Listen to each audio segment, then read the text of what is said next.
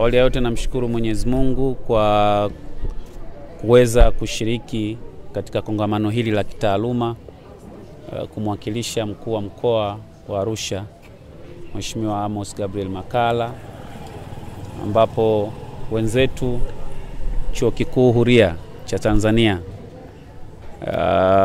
wameandaa tukio hili la kongamano la taaluma ambalo limeshirikisha umoja wa vyuo kama unavyotambulika kama Bahasana, ambapo leo hii kulikuwa na wanazuoni na wanataaluma kutoka nchi mbalimbali ambao wamekuja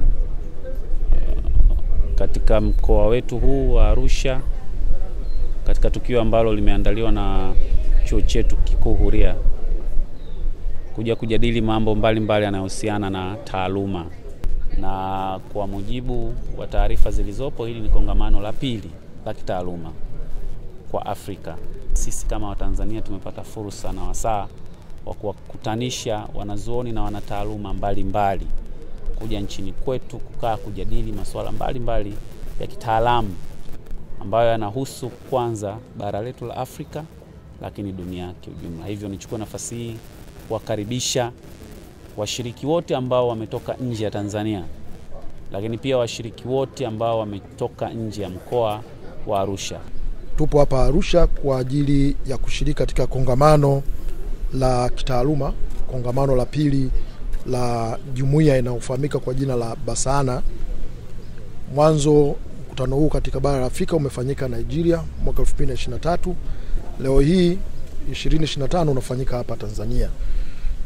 Kongamano hili linashirikisha nchi wanachama wa Bahasana katika bara la Afrika, wanachama 10, kwa maana ya nchi 10 za Kiafrika zinashiriki hapa. Kubwa ambalo linafanyika hapa kama ilivyo desturi katika makongamano ya kitaaluma ni kujadili masuala mbalimbali yanayohusu jamii, uchumi, yanayohusu teknolojia na kadhalika, katika minajili ya kuangalia namna gani ya kuondoa changamoto, matatizo yanayokumba jamii zetu.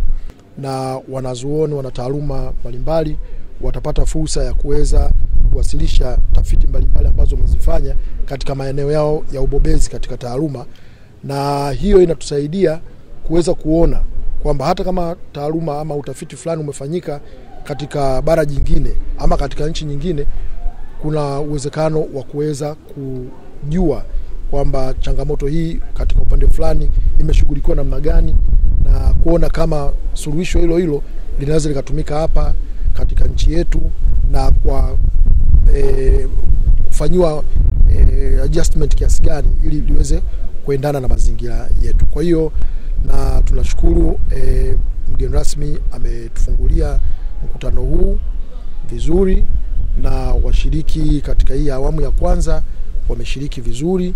Kwa hiyo baada ya hapa tunaendelea na awamu zingine za kongamano hili. Huu mkutano ni mkutano, niseme kwa Kiswahili anuwai, yani multidisciplinary. Kwa maana kwamba kuna taaluma mbalimbali ambao wataonyesha kazi zao za utafiti hapa. Kuna watu ambao wanatoka kwenye taaluma za kisheria, taaluma za business, yani biashara, elimu, sanaa, na taaluma zingine. Kwa hiyo tunaungana pamoja kufikiria kama Waafrika ni namna gani tunaweza tukachambua hizi changamoto, pamoja na faida zingine za kongamano la kitaaluma, ikiwemo utalii. Tunapopata wageni hapa wanapata kukaa katika nchi zetu, na hiyo ina faida ya kiutalii.